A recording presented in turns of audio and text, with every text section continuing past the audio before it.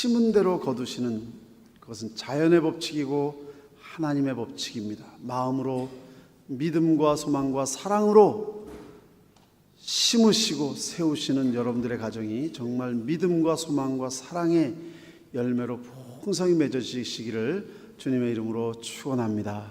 하나님 나라의 그 평안과 기쁨이 넘치는 가정, 우리가 오늘 특별히 어버이 주일, 부모님을 생각하는 어버이 주일을 맞이해서 어버이를 공경하라 이렇게 말씀하셨습니다.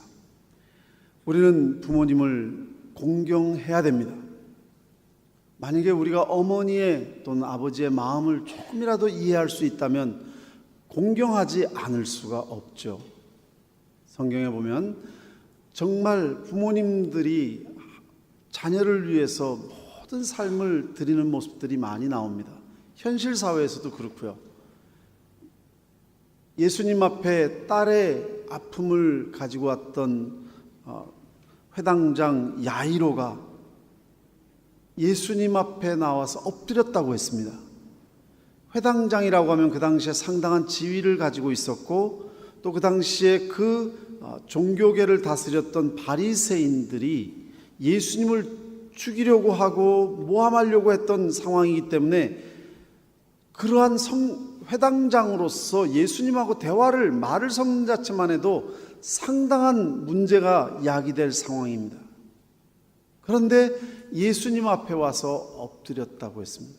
이것은 어쩌면 그 일로 인해서 직위를 해제당할 수도 있고 명예를 다 잃어버릴 수도 있고 또 모든 사람들에게 고립될 수 있는 상황입니다. 그러나 회당장 야이로는 그런 것이 문제가 되지 않았습니다.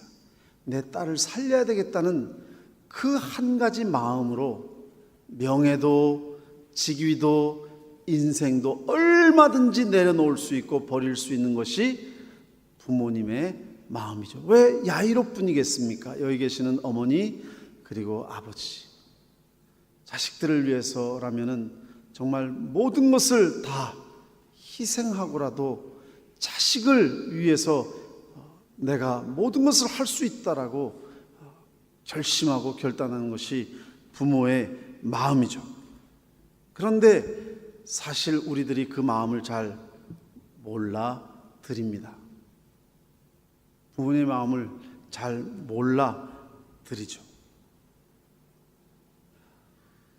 나물 파는 어머니라는 그런 글을 쓰신 이도환 씨라는 분의 수필인데, 어머니가 재래시장에서 나물을 파시고 계셨는데 다리를 저셨습니다.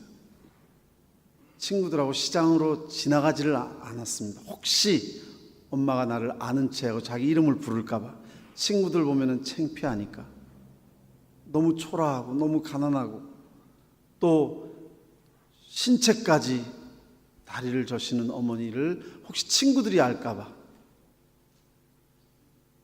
그리고 그 가난이 너무 싫었습니다. 왜? 어릴 때 자기 얼굴도 기억 안 나는 아버지 공사장에서 일하시다가 돌아가셨다고 하는데, 학교에 어머니가 찾아올 때면 고개를 푹 숙이고 외면했다고 합니다. 그리고 결심을 했습니다. 나는 죽어도 저 부모님들과 같이 저렇게 초라한 인생을 안 살 것이다. 나는 노력해서 반드시 성공할 것이다. 결국 노력해서 의사 선생님이 되셨습니다. 그래도 혹시 그 가난한 그 시절, 구질구질한 지난 날이 떠오를까봐 어머니를 억지로 외면했고 찾아가지도 않았습니다. 그런데 어느 날 고향에서 연락이 왔습니다. 어머니께서 돌아가셨다. 그래서 그 어머니를 찾아뵙는 그 돌아가신 어머니 때문에 고향으로 내려왔는데, 거기에 옛날부터 가르쳐 주시는 선생님이 계시는데 부모님을 잘 아십니다. 이야기를 해주시더래요. 처음으로 이제 내가 너에 대해서 얘기하려고 한다. 너희 부모님은 참 가난하셨지만 정이 많으셨던 분인데 그분들이 공사장에서 마기를 하면서 하루하루 행복하게 사시던 분들인데, 하루는 집 앞에 보자기가 쌓였는데 거기에 아기가 있어서 보니까 그게 바로 너였다. 두 분이 공사장에서 막 일을 하고 맞벌이를 하니까 집에 아기를 둘 수가 없어 너를 데리고 공사장에 가서 보면서 일하시면서, 그런데 갑자기 시멘트 푸대가 쌓였던 게 확 쏟아지는데 너를 구하려고 아버지가 달려드셔가지고 아버지는 거기에서 목숨을 잃으셨고 어머니가 다리를 그때부터 상하셔서 절게 되셨다. 그 말을 처음으로 들었습니다. 그리고는 엉엉 울었습니다. 그때 가서야 어머니 아버지의 마음을 처음으로 알게 되었는데, 그 마음을 알게 되었을 때는 이미 때가 늦은 거죠. 왜 그 사람만의 이야기겠습니까? 우리는 부모님의 마음을 너무 잘 이해하지 못합니다. 세상이 부모님의 마음을 몰라주는 세상이 되었습니다. 효자가 효자를 낳는다는 우리 옛말이 있는데, 요즘 아이들은 효자가 어떻게 효도하는 것을 잘 모릅니다. 왜? 어떻게 효도를 하는지를 보지를 못했으니까. 그래서 못 배운 효도를 어떻게 하라는 말입니까? 효도하는 법을 모릅니다. 혹시 여러분 자녀 중에 지금 말을 안 듣는 자녀들이 좀 있다, 그럼 손을 얹고 가만히 생각해 보십시오. 내가 어떻게 부모님께 했는가 생각해 보십시오. 많이 공통점을 발견하실 겁니다. 왜? 효자가 효자를 낳으니까요. 부모에게 불효하면서 자식이 잘 되기를 바라는 마음처럼 바보 같은 생각이 없는 것입니다. 세상에는 배우자 없는 사람 많습니다. 혼자 사시는 분들 많습니다. 자식 없는 사람 많습니다. 그러나 부모 없는 사람은 없습니다. 하늘에서 그냥 뚝 떨어진 분 계신가요? 없습니다. 부모가 다 나를 힘겹게 키우셔서 내가 오늘 이 자리에 왔죠. 그런데 부모님이 가난하다고, 못 배웠다고, 병이 드셨다고, 약하시다고, 옛날 사람이라고 무시해버리는 것은 아닐까. 나이 든 사람들이 지혜롭게 사는 법이라는 재미있는 글이 있습니다. 늙은이가 되면 설치지 말고 미운 소리, 우는 소리, 헐뜯는 소리, 그리고 군소리랑 하지도 말고 조심조심 일러주고 알고도 모르는 척 어수룩 하시오. 그렇게 사는 것이 평안하다고. 이기려 하지 마소. 져주시구려. 그대는 뜨는 애, 나는 지는 애, 그런 마음으로 지내시구려. 나의 자녀, 나의 손자, 그리고 이웃 누구에게든지 좋게 배는 늙은이로 살으시구려. 멍청하면 안 돼요. 아프면 안 돼요. 아무쪼록 오래오래 사시구려. 제자리로 돌아갈 때까지. 이거를 들으면 연세 드신 분들에게 지혜를 주는 말씀 같지만 한편으로는 굉장히 뭔가 어둡습니다. 어수룩하시오. 져주시구려. 어떻게 보면은 그냥 양보하고 져주고 그냥 모른 채하고, 그것이 어른들의 마음이 아닐까. 지난주에 교회에서 효도관광을 갔습니다. 저도 이제 매일 따라가는 게 이제 관습이 돼서 저도 따라갔는데 얼마나 재밌게 노시는 줄 몰라요. 잔디에서 게임도 하고 하는데 완전히 티네이저들이었습니다. 아니요, 정말로 티네이저처럼 너무 젊게 노시더라고요. 근데 어떤 분이 저한테 그런 말씀을 하세요. 너무 정말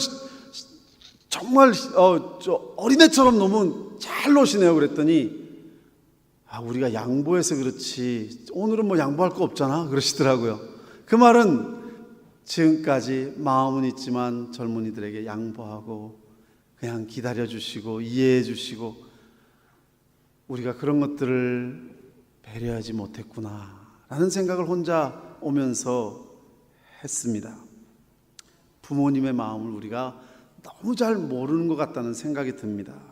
여러분, 부모님은 우리를 위해서 모든 것을 주셨고 모든 것을 양보해 주셨고 모든 것을 희생해 주셨습니다. 우리가 할 수 있는 일은 그 부모님들을 공경해야 됩니다. 부족하고 뭐 없고 뭐 연약하시니까 불쌍히 여기라는 말이 아닙니다. 그분들은 우리가 불쌍히 여겨야 할 대상이 아닙니다. 우리가 공경해야 할 대상입니다. 공경이란 말은 높이 섬기라는 뜻입니다. 낮춰보고 사랑하는 것이 아니고 수평으로 사랑하는 것도 아니고 높이 그분들을 공경해야 됩니다. 왜? 그분들은 그를 존경을 받을 그러한 충분한 존경받을 대상이십니다. 부모님을 공경해서 뭘 받아내자는 것이 아닙니다. 사랑해서 효도하는 것이 무슨 거래가 아닙니다. 우리는 부모를 공경하라는 십계명의 말씀, 이 말씀을 아주 명심해야 됩니다. 우리 그 노래 잘 알죠. 나실 때 괴로움 다 잊으시고 기르실 때 밤낮으로 애쓰는 마음, 진자리 마른 자리 가라니시며 손발이 다닳도록 고생하시네. 하늘 아래 그 못이 넓다 하리오. 어머니의 희생은 가히 없어라.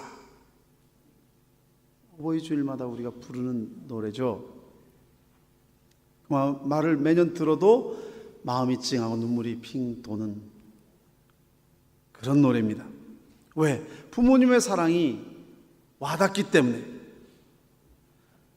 그분들의 사랑이 느껴지기 때문에. 그런데 그것을 느끼는 때는 우리가 이미 나이가 들어갈 때입니다.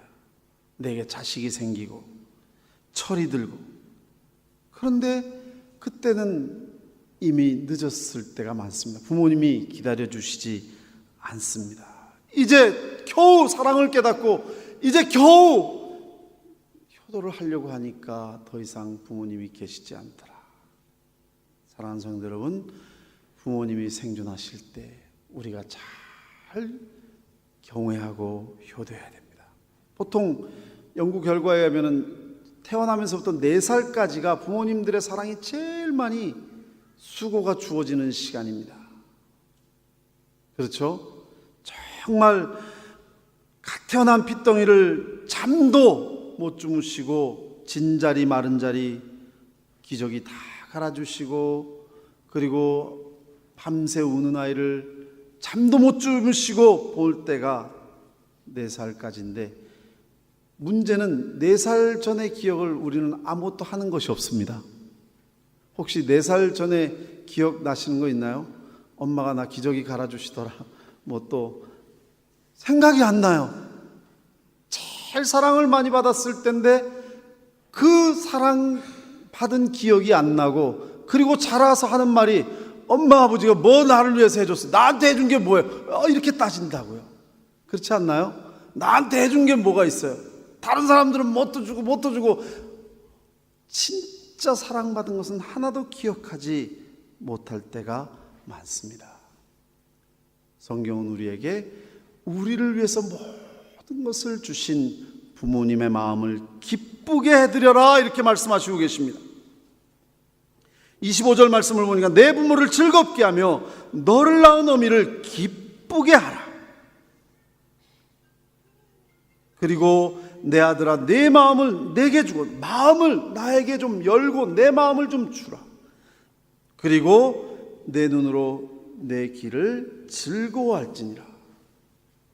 부모님의 살아온 인생을 인정해드리라는 것입니다. 그렇습니다.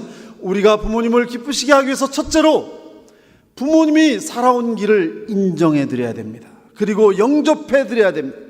부모님은 부모님 나름대로 우리가 이해하지 못하는 인생을, 고달픈 인생을 살아오셨습니다. 나름대로의 이해하지 못할 고통스러운 인생을 살아오셨습니다. 그러면서 우리가 우리 생각으로, 우리 눈으로 보면서 그분들을 비판하고 그분들을 조롱해서는 안 된다는 것입니다. 그것이 상처 많은 인생일 수도 있고, 또 가난한 인생이 있었을 수도 있고, 배우지 못한 인생이었을 수도 있고, 우리 눈에는 그렇게 존경스럽지 못한 인생이었을 수도 있지만, 그분 나름대로 최선을 다해서 살아온 인생, 자녀들아 내 눈으로 내 길을 즐거워할지니라. 인정해달라는 거예요. 여러분, 부모님이 연세가 드셔가지고 자녀들의 인정을 받을 때 세상에서 가장 행복하신 분들입니다. 여러분, 아드님이, 따님이 아버지가 최고, 우리 엄마가 최고, 정말 나는 어머니를 정말 사랑합니다. 그 한마디면은요, 인생의 모든 짐이 다 내려지는 것 같으실 겁니다. 그리고 그분들의 말씀을 인정하십시오. 마음을 부모에게 주라는 말씀입니다. 늘 부모를 의식하라는 말씀입니다. 보지 못한다고, 듣지 못한다고 부모님이 없는 것처럼 살지 말라는 것입니다. 너는 너를 낳은 아비에게 청종하고 내 늙은 어미를 경히 여기지 말지니라. 옛날 사람이라고, 나보다 모른다고, 엄마 아빠가 뭘 알아, 이것도 모르면서 그러지 말고 그분들을 존중하라는 것입니다. 시어머니께서 시골에서 김치를 잔뜩 담으셔가지고 고속버스 타시고 또 시내버스 타시고 자식집에 찾아오셨습니다. 아파트 문이 마침 열려가지고 문숙이 이렇게 들어갔는데 소파에서 며느리하고 아들이 같이 앉아 있습니다. 아들이 며느리의 무릎에 머리를 이렇게 대고 누워가지고 하는 말이, 며느리가 묻습니다. 자기 누가 제일 좋아? 그게 물론 당신이지. 그 다음은 그게 우리 아들, 딸들이지. 세 번째는 장인, 장모님. 네 번째는 우리 집 강아지. 들어보니까 시어머니는 5번째로 턱걸이로 합격하셨습니다. 5번째. 마음 같아서는 그냥 당장 들어가서 귀를 잡고 끌고 아들을 좀 끌고 나왔으면 좋겠지만 꼭 참고 김치를 그대로 들고 아파트 경비실에 가셔가지고 메모를 남겼습니다. 1번아 잘 먹어라. 5번이 놓고 간다.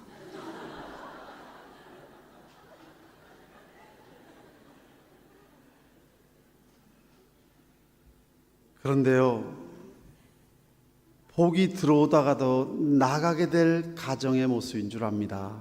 엘리 제사장의 아들들이 부모님을 인정하지 않았습니다. 엘리가 이야기하는 것을 우습게 여겼습니다. 아버지를 존중하지 않았습니다. 아버지의 말을 경청하지 않았습니다. 아버지를 무시했습니다. 결국 그 아들이 패망의 길로 갔을 뿐만 아니라 그 가정은 축복된 가정입니다. 제사장의 가정이고 모든 사람이 봐도 다 존경받을 만한 가정인데 부모님을 무시함으로 그들이 하나님을 무시하게 됐고 결국 아들들이 멸망함으로써 아버지도 함께 멸망받는 자리가 되고 말았죠. 부모님을 인정하십시오. 좀 못 배웠다고, 없다고, 무시하고 함부로 대하는 그런 사람들이 엘리의 아들들과 같은 사람들이 되어서는 안 됩니다. 부모님은 하나님 다음으로 가장 큰 존재인 줄 믿습니다. 아멘들 안 하시네요?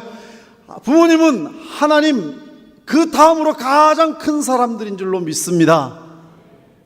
보이는 부모님도 존경하지 못하면서 어떻게 보이지 않는 하나님을 섬긴다고 말할 수 있을까요? 그건 위선입니다. 보이는 부모님을 사랑하지 않으면서 보이지 않는 하나님을 사랑한다고요? 그거는 있을 수가 없습니다. 그 부모를 경홀히 여기는 자는 저주를 받을 것이라.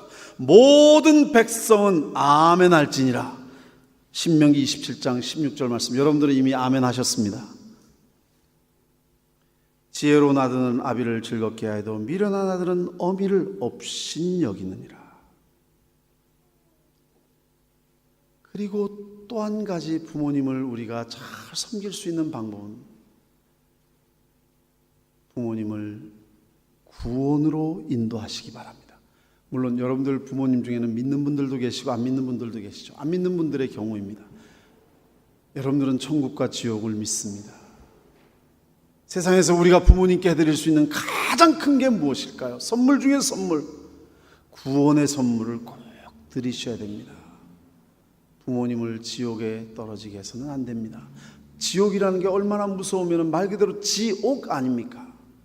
영원히 그것은 있을 수 없는 일입니다. 결사적으로 필사적으로 부모님 생전에 주님 앞으로 예수님을 믿는 믿음으로 인도하셔서 천국을 부모님께 선물하시는 여러분들이 되시기 바랍니다. 이것이 정말 중요한 요입니다.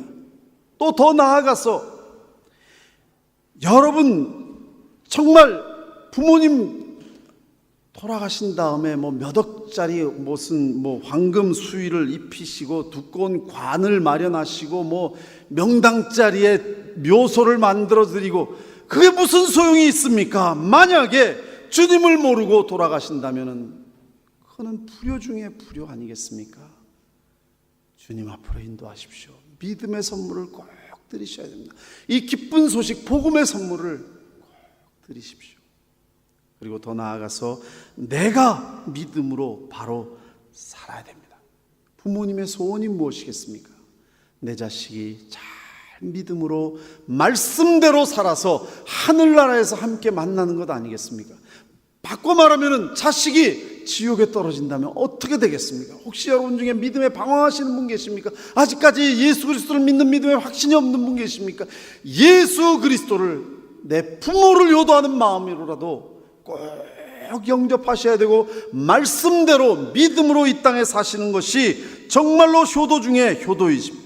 내 아들아, 만일 내 마음이 지혜로우면 나 곧 내 마음이 즐겁겠고 만일 내 입술이 정직을 말하면 내 속이 유쾌하리라. 내 마음으로 죄인의 형통을 부러워하지 말고 항상 여호와를 경외하라. 정령이 내 장래가 있겠고 내 소망이 끊어지지 아니하리라. 우리는 믿음으로 살아드려야 됩니다. 누가복음 16장에 보면 부자와 나사로 이야기가 나오는데 부자가 지옥에 떨어졌죠. 음부에 떨어졌습니다. 그 긴급한 그 고통스러운 상황 속에서도 뭐라고 이야기합니까? 아브라함이여, 나사로를 좀 보내서라도 내 형제를 이 지옥에 떨어지면 안 됩니다. 좀 못 오게 좀 막아주십시오. 그게 형의 마음이었겠지만 부모의 마음 아닐까요? 내 부모가 천국에 계시든 지옥에 계시든 내 자식이 지옥에 떨어지는 것을 볼 수가 없으실 겁니다. 그리고 우리들은 인생을 똑바로 살아야 됩니다. 똑바로 살아야 됩니다. 우리가 하나님을 경외하고 부모님을 공경한다면 하나님 아버지의 뜻이 그것입니다. 부모님의 뜻이 그것입니다. 우리가 똑바로 살아야 됩니다. 내 아들아, 너는 듣고 지혜를 얻어 내 마음을 바른 길로 인도할지니라. 술을 즐겨하는 자들과 고기를 탐하는 자들과 더불어 사귀지 말라. 19절에서 21절 말씀인데 이게 무슨 말씀입니까? 물론 술 친구들 많이 사귀지 말라는 얘기도 되지만 타락한 삶을 살지 말라는 말씀입니다. 타락한 삶. 우리가 예수님을 닮아가야지. 그래서 깨어 경성 믿음으로 똑바로 살아야지. 술에 취하고 육체적 쾌락에 빠져서 산다면 가정이 깨어지고 사업도 무너지고 인생도 망가지고. 우리가 부모님을 기쁘게 해드리기를 원하십니까? 의인의 아비는 크게 즐거워할 것이요. 아무리 세상에서 잘난들 만약에 똑바로 살지 못해서 부도덕하게 살아간다면 그게 부모님이 기뻐하실까요? 요즘 신문에 보니까 무슨 전에 검찰총장 하시던 분이 숨겨놓은 아들 문제 때문에 내 아들이 아니라고 부인하다가 요즘 와서 또 그게 사실이라고 또 누구 말이 옳은지 모르겠지만 그 어머니가 그 아들이 검찰이 되고 총장이 됐을 때 얼마나 기뻤을까요? 얼마나 프라우드 하셨을까요? 그런데 그런 부패한 삶으로 세간에 남의 입에 오르내리는 조롱거리가 될 때에 그 부모님의 억장이 얼마나 무너졌겠습니까? 세상에서 출세한들 그게 무슨 자식이 그렇게 도덕적으로 허물어진다면 부모의 마음은 찢어지는 것입니다. 그러므로 우리가 똑바로 정결하게 거룩하게 바르게 살아가시는, 그래서 부모님의 마음을 기쁘게 해드리는 여러분들이 되시기를 주님의 이름으로 축원합니다. 그리고 우리가 부모님을 구체적으로 도와드려야 됩니다. 호주는 이렇게 웰페어 시스템도 있고 소셜 네트워크도 있고 해가지고 조금 덜하다고 볼 수 있겠지만, 우리 한국의 부모님들 대부분이 노후 보장 잘 못 해놓고 계십니다. 물론 준비해분도 해놓고 계신 분도 계시지만 굉장히 소수입니다. 극소수입니다. 왜? 자식들 키우고 교육시키느라고 거기까지 신경을 못 쓰신 겁니다. 어려우십니다. 어떤 자식은 정부에서 조금 받는 극소수 연금이라 그러나요? 자식이 호적에 이름이 있어가지고 없으면 아예 그거라도 탈 텐데, 그게 자식 이름이 있어가지고 못 하시는 분들, 아무것도 못 받는 분들도 있어요. 없었으면 오히려 나을 뻔한. 그리고 연락 끊고 도와주지도 않고. 부모님을 구체적으로, 경제적으로, 쉽게 말하면 용돈 많이 드리십시오. 부모님이 돈이 뭐가 필요하십니까? 노인정에 가시더라도요, 주머니 한 몇만 원 이렇게 들고 계시면 막 어깨가 힘이 가시고 막 큰 소리가 나오신대요. 근데 주머니가 털털 비어 있으면 노인정 가셔가지고도 그냥 고개 푹 숙이게 되신답니다. 부모님을 기쁘게 해주십시오. 어떤 사람은 그런 말 하더라고요. 용돈 드리면 자꾸 교회에다 헌금 내셔가지고 드릴 수가 없다고. 미련한 얘기입니다.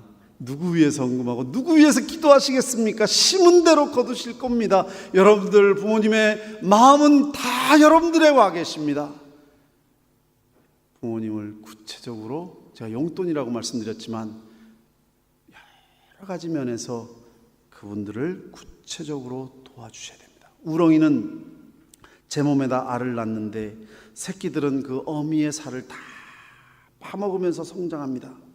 한 점 한 점 살을 다 파먹고 남김없이 새끼들에게 먹이를 다 주고 자기는 빈 껍데기가 되어서 조용히 물에 떠내려 간다고 합니다. 이것이 우리 부모님의 모습과 유사합니다. 그런데 자식은 부모에게 그러지 못합니다. 부모는 먹지 않고 자식에게 주고 자식은 먹고 남아야 부모를 준다.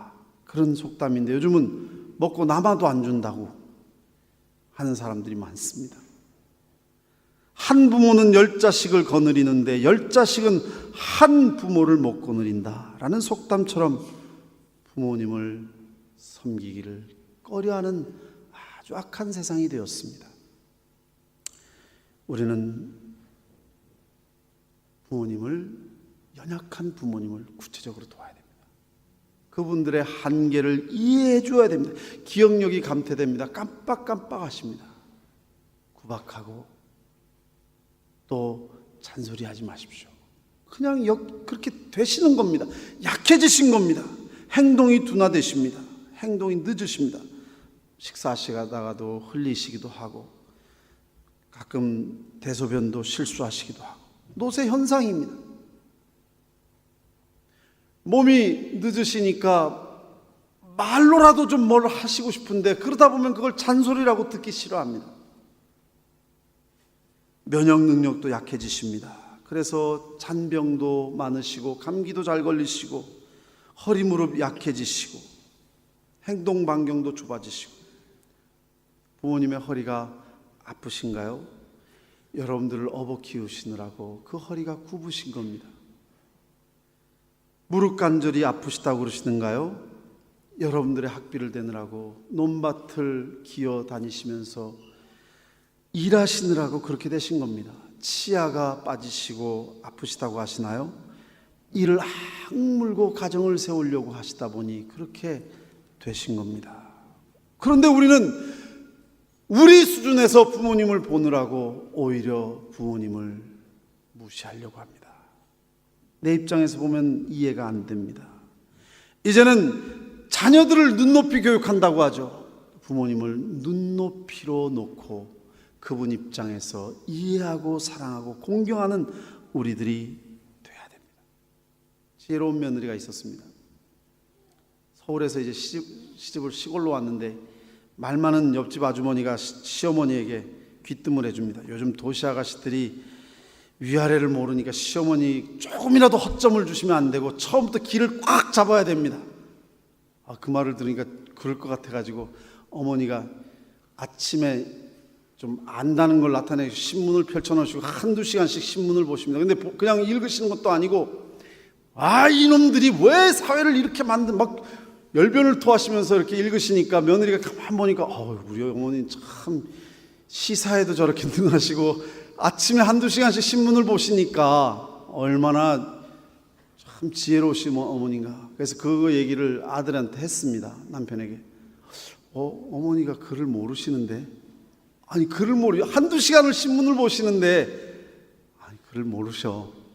그래서 하도 이상해서 그 다음날 이렇게 무슨 신문을 보시나 봤더니 그림을 보시고 그걸로 상상을 해가지고 막 읽으시는 것처럼 떠드는 거예요. 하루는 이놈들이 강도가 이렇게 많아요. 도둑들이 이렇게 많아서 폭력이 이렇게 많아서 큰일 났다고. 그래서 이렇게 보니까 야구선수가 이렇게 망망이를 들고 있는 걸 보시고,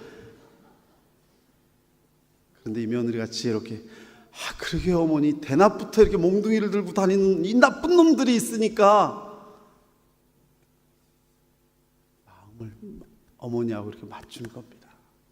얼마나 지혜로운가요? 어머니 아무것도 모르고 이렇게 나온 게 아니라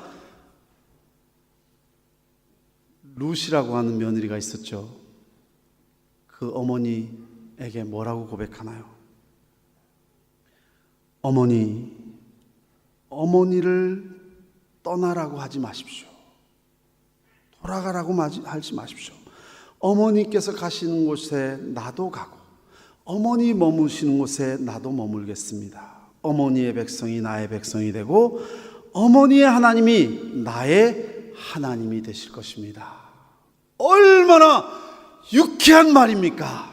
사랑하는 성도 여러분, 이제 우리가 부모님의 마음으로 돌아가셔야 됩니다.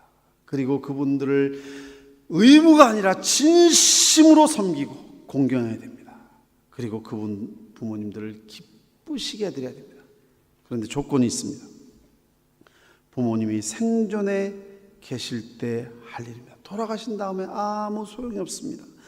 생존 시에는 아무 관심이 없다가 그런 분들이 다 돌아가시면 더 떠듭니다. 뭐가 어쩌고 저쩌고 무슨 제사가 어떻고. 아니요, 성경은 분명히 말씀하십니다. 돌아가신 후가 아니라 살아계실 때 부모를 공경하라. 이것이 약속 있는 첫 계명이니 너희가 부모를 공경하면은 너희 하나님 여호와가 내게 준 땅에서 내가 생명이 길고 복을 누리게 되리라. 부모님을 공경한 모든 마음이 여러분들에게 축복으로 돌아오게 될 줄로 믿습니다. 같이 기도하겠습니다. 오 아버지 하나님, 우리에게 부모님을 주신 것을 감사드립니다. 부모님을 부족하다고, 연약하다고, 모른다고, 무시하고 멀리하는 자들이 아니라 이제는 부모님과 마음을 하나 되게 하시고 믿음 안에서 정말 자랑스러운 자녀가 되게 하시고 그리고 부모님을 진심으로 사랑하고 공경함으로 기쁨을 드리는 자들이 되게 하여 주시옵소서. 우리의 모든 하나님의 복을 우리가 누리게 하여 주시옵소서.